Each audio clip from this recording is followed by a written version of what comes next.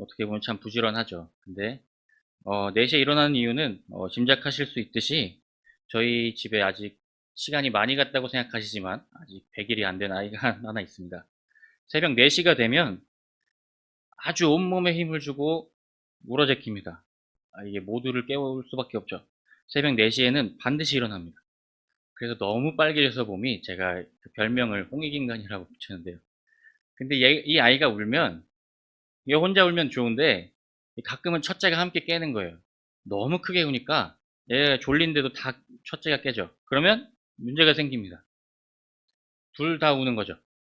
둘 다 울면 이제 저희는 서로 일어나서 한 명씩 맞죠. 한 명씩 방어를 하는데, 제가 이제 잠결에 반 농담으로 이제 농담으로 말을 했습니다. 여기서 한 애기 하나가 더 울고 있으면 어떨까라는 얘기를 했습니다. 그랬다가 제가 집에서 3번째 홍익인간이 될 뻔했습니다. 근데 제가 이게 힘든 과정이 있죠. 힘든 과정이 있습니다. 그런데 누가 저한테 물어보시면 육아 어때? 괜찮아? 할만해? 라고 하면은 힘들긴 한데 행복하다 이렇게 얘기를 할 것 같습니다. 힘들긴 한데 할만하다, 행복하다. 네, 그렇게 얘기할 것 같습니다. 근데 이게 저희가 생각을 할 때는 신앙도 마찬가지인 것 같습니다. 신앙의 길을 이제 깊이 걸어가고 있다면, 잘 걸어가고 있다면 그 길이 만만치 않다는 생각을 제가 요즘 하게 됩니다. 그러나 좁은 길을 가고 있을 때 우리가 마냥 행복하지 않고 그것에 대한 고민이 생기고 어떻게 될지 가끔은 은혜되지만 또 한 번씩은 나에게 부담이 되고 이렇게 다가올 때 내가 참으로 신앙에 대한 고민을 하고 있구나 이런 생각을 하게 되는 걸로 생각을 합니다. 그런 고민이 저희가 좁은 길로 가고 있다는 것을 반증한다고 생각합니다. 요즘 저는 사복음서를 계속해서 읽고 있는데요. 산상수훈을 읽다 보면 묵상하다 보면 하나님이 이 세상에서 이웃과의 관계를 매우 중요하게 생각하시는구나를 볼 수 있는 본문이 너무나 많습니다. 이웃을 대하는 나의 태도가 하나님이 나를 보시는 그 기준이 되는구나 이런 말씀들이 굉장히 많습니다. 어찌 보면 관계를 중요시 여기는 말씀이기도 하고 우리에게 중요한 경각심을 주는 말씀이기도 합니다. 그런 말씀을 예로 보자면 너희가 사람의 잘못을 용서하면 너희 하늘 아버지께서도 너희 잘못을 용서하시려니와 너희가 사람의 잘못을 용서하지 아니하면 너희 아버지께서도 너희 잘못을 용서하지 아니하시리라. 오늘 본문이죠. 비판을 받지 아니하려거든 비판하지 말라. 너희가 비판하는 그 비판으로 너희가 비판을 받을 것이요 너희가 헤아리는 그 헤아림으로 너희가 헤아림을 받으리라. 또 긍휼히 여기는 자는 복이 있나니 그들이 긍휼히 여김을 받을 것이요. 이것을 쉬운 성경으로 하면 복이 있나니를 이걸 축하합니다라고 표현하기도 합니다. 뭐냐면 축하합니다. 이웃을 긍휼히 여기는 자들이여 당신이 긍휼함을 받을 것입니다. 이런 말씀들을 보면 용서해라, 비판하지 마라, 긍휼히 여겨라, 이외에도 받고 싶은 대로 대접해라, 작은 자에게 한 것이 나에게 한 것이다. 이런 말씀들이 이웃을 대하는 태도가 얼마나 중요한지를 우리에게 알려줍니다. 그 중에 오늘 저는 비판을 말씀드리고 싶은데요. 비판, 이것이 왜 문제가 되는지 함께 나눠보려고 합니다. 첫 번째로 비판은 잘못된 우월감을 줍니다. 자, 하루는 제가 카페에 갔습니다. 독서를 하려고. 집에서는 도저히 독서를 할 수가 없기 때문에 카페를 갔습니다. 근데 그날따라 집중이 안 되는 거예요. 그런데 거기다가 옆에 고등학생 3명이 앉았어요. 얘네들이 목소리가 너무 커요. 목소리가 너무 커. 근데 요즘에 이제 힙합이 유행이잖아요. 애들이 딕션이 너무 좋아가지고 다 들리는 거예요, 이게. 너무 들려서 제가 잠깐 들었습니다. 그런데 듣다 보니까 결과는 그렇습니다. 지들만 빼고 다 욕하고 있어요. 반에서 한 바퀴 쭉 둘러가면서 욕을 하더라고요. 심지어는 어떤 애 급식실 가는 발걸음이 마음에 안 들다고 욕을 하고 있었습니다. 제가 그걸 들으면서 갑자기 이제 바리새인은 양반인가 이 생각을 했습니다. 그런데 이게 남의 이야기는 아니죠. 우리의 본성입니다. 그런데 우리는 왜 비판을 할까 이겁니다. 그것은 비판을 해서 내가 우월감을 얻을 수 있기 때문입니다. 쟤는 왜 저래? 쟤는 왜 저렇게 살지? 왜 쟤는 저러지? 저는 도대체 왜 저러지? 이 말 뒤에는 나는 안 그런데? 나는 절대 저 사람과 같지 않은데라는 가정이 거기에 들어 있습니다. 제가 이제 개인적으로 아주 좋아했던 찬양이 있습니다. 옛날에 교회에서 이제 찬양을 트는 시간이 있으면 맨날 이 찬양을 틀어가지고 약간 말씀을 해주셨던 적이 있는데요. 이 찬양이 뭐냐면 내가 예수를 못 박았습니다라는 어노인팅의 찬양입니다. 이 찬양이 있다 보면 중간에 이 싱어가 고백을 하는 게 있는데요. 어떻게 고백을 하냐면 이게 참 은혜가 되었던 시절이 있었습니다. 이렇게 고백합니다. 어느 날 그런 생각을 하고 있는 저를 발견했습니다. 제가 참 많은 사람을 향해서 손가락질을 하고 있더라고요. 하나님, 제가 저 사람보다는 낫죠. 하나님, 저는 저런 건 하진 않잖아요. 하나님, 저 교회에서 살았잖아요. 그게 조금씩 쌓였는지 제가 어느 날 십자가를 보는데 나는 예수님을 십자가에 못 박지 않았어라는 이상한 당당함이 제 안에 들어와 있더라고요. 그래서 이 가사를 썼습니다. 내가 예수 당신을 부인했습니다. 내가 예수를 못 박았습니다. 당신이 행하신 모든 약속을 다 잊고 내가 십자가에 예수를 매달았습니다. 우리가 비판을 하다 보면 잘못된 우월감에 빠져서 이 사실을 망각할 때가 있습니다. 그러나 우리가 예수님을 못 박은 사람이라는 것을 기억해야 합니다. 계속해서 말씀드리듯이 비판을 하는 심리적 현상 뒤에는 나는 그보다 나은 사람이라는 전제가 있습니다. 누가복음 7장에 보면 시몬이 예수님을 집에 초대합니다. 그래서 식사를 대접해요.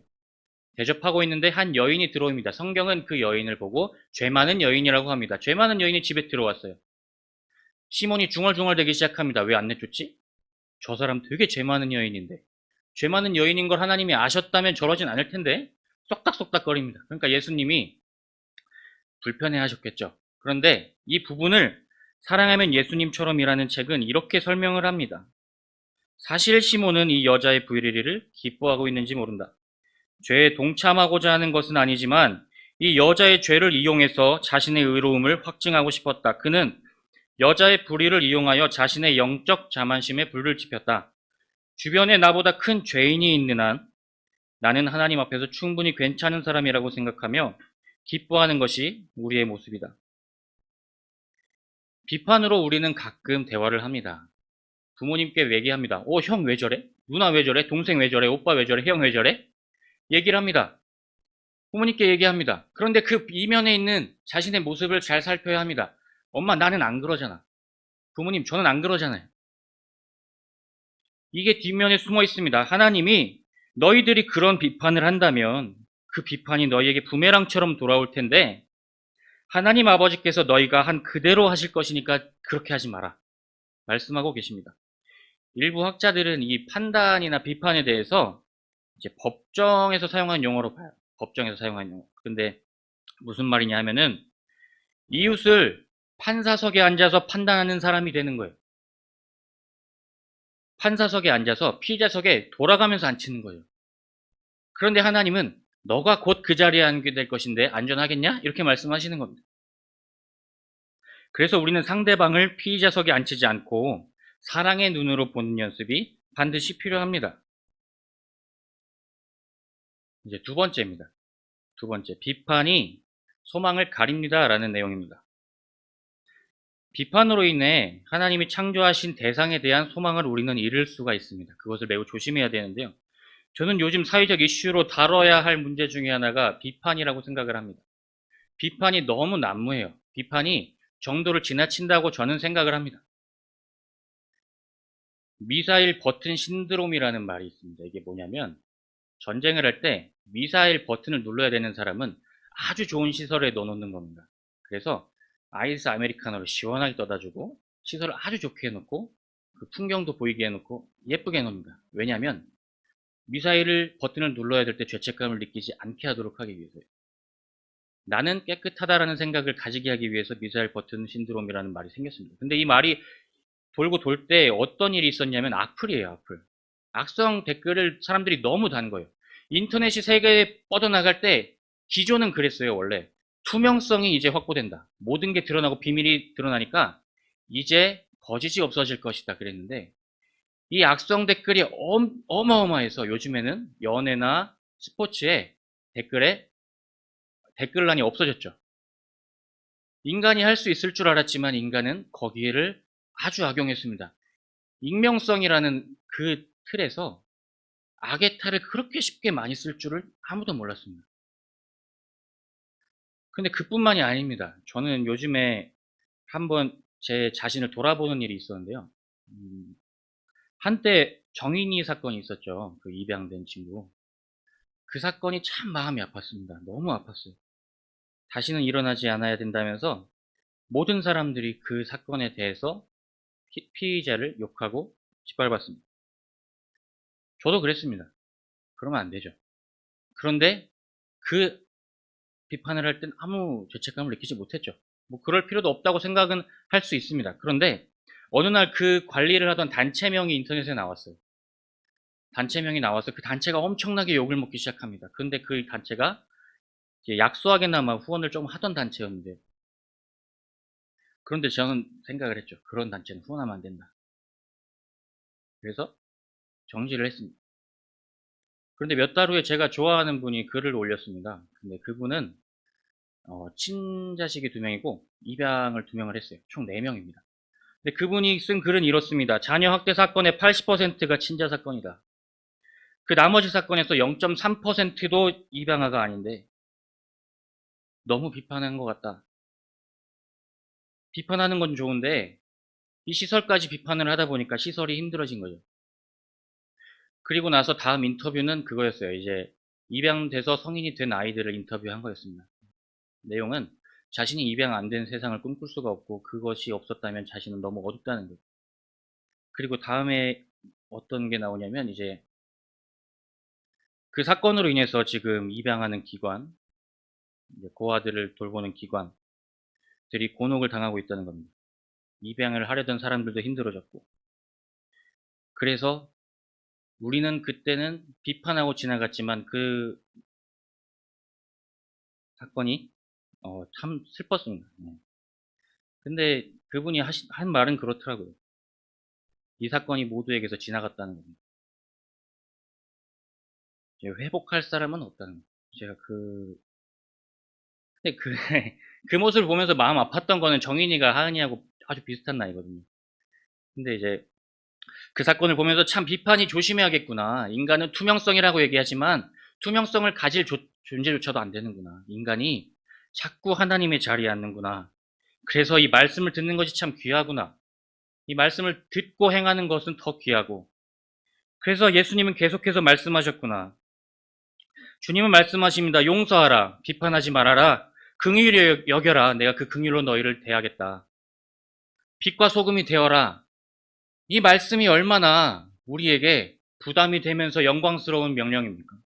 빛과 소금이 되는 건 우리가 살아감으로써 빛과 소금이 되어서 용서하고 비판하지 아니하고 긍휼히 여기고 애통하는 자가 되어서 우리가 행동하는 그 모습을 보고 우리를 창조하신 하나님이 살아계시다는 것을 깨닫는 것. 그것이 빛과 소금이 되는 목적입니다.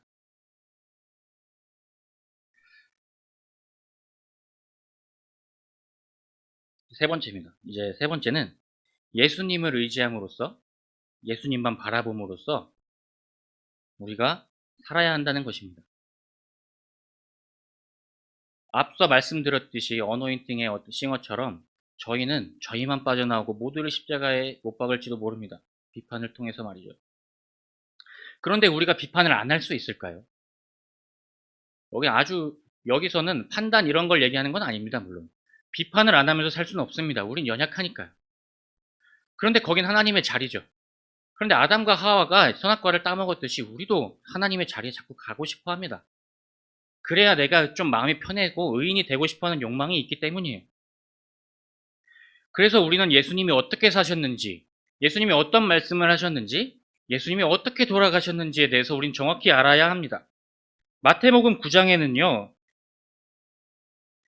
세리와 죄인이 함께 식사하는 모습이 나오는데, 그리고 바리새인이 세리와 함께 기도하는 모습이 나오는데요. 바리새인이 기도합니다. 하나님, 저는 저 사람과는 다릅니다. 나는 더 낫습니다. 나는 죄를 짓지 않았고요. 11조를 정확하게 드렸습니다. 그런데 그 예배실에 가까이 오지도 못한 세리가 저 뒤에서 고개를 푹 숙이고 가슴을 치며 얘기합니다. 나는 죄인이로소이다. 나를 구원하여 주옵소서. 예수님이 이 두 사람의 기도를 듣고 말씀하십니다. 나는 의인이 아니고 좀 쉽게 설명을 하자면 나는 남을 비판하면서 스스로 올라간 스스로 의인이라 칭하는 그들의 하나님이 아니고 개인이 십자가 앞에서 가슴을 두들기며 내가 죄인인 것을 깨닫는 그 죄인의 하나님이다. 내가 아픈지도 모르고 있는데 의사가 뭐가 필요하냐? 아픈 줄 아는 사람에게 내가 필요하다. 이렇게 말씀하고 계십니다. 그 예수님은 후에 제자들의 발을 씻기십니다. 제자 중에 한 명은 발을 도저히 들일 수 없다. 어떻게 제 발을 씻기십니까? 이렇게 말을 합니다. 그러나 예수님은 이렇게 말씀하십니다. 이 발을 씻기지 않으면 너와 내가 상관이 없다. 내가 너를 사랑하지 않고 너를 섬기고 너를 위해 살지 않으면 너와 나는 상관이 없다. 그래서 발을 씻겨주십니다. 그리고 발을 씻기시고 다음에 하시는 말씀은 내가 너희의 발을 씻겼듯이 너희도 세상에서 나가서 사람들의 발을 씻겨라. 예수님은 우리를 사랑하시고 우리도 그 예수님처럼 사랑하기를 원하십니다. 그리고 나서 예수님은 십자가에 돌아가십니다. 십자가에 돌아가셔서 우리 죄를 용서하고 싶으셔서 우리를 사랑하셔서 우리를 하나님과 만나는 그 자리에서 그 다리의 역할을 하고 싶으셔서 십자가에 돌아가십니다. 예수님은 십자가에서 온갖 모욕을 듣습니다. 그런데 예수님은 능력이 있으셨습니다. 내려올 수 있으셨습니다. 천군 천사를 불러서 당장 내려와서 저들을 벌할 수 있었습니다. 그러나 예수님의 의지는 굳건했습니다. 절대 내려올 수 없었습니다. 왜냐하면 우리를 구원하셔야 됐고 우리를 사랑하셔야 했고 그 사랑을 예수님이 알려주셨어야 했기 때문입니다. 예수님은 절대 그 십자가에서 내려오시지 않았습니다. 이 말씀을 드리는 이유는 우리가 이 사실을 명확하게 기억하지 않고 비판하지 않을 수 없습니다. 비판하는 것에 대한 경각심을 갖고 살아야만 하는데 예수님이 이렇게 사신 것을 기억하지 않고는 살 수가 없습니다. 왜냐하면 우린 연약하기 때문입니다. 예수님이 발을 씻기셨듯이 예수님의 십자가를 통해서 우리를 모두 사랑하셨듯이 우리의 사랑이 세상을 변화시키고 예수님이 하셨던 명령, 빛과 소금의 역할을 하실 수 있기를 주님의 이름으로 축원합니다. 이 시간 함께 찬양하기 원하는데요.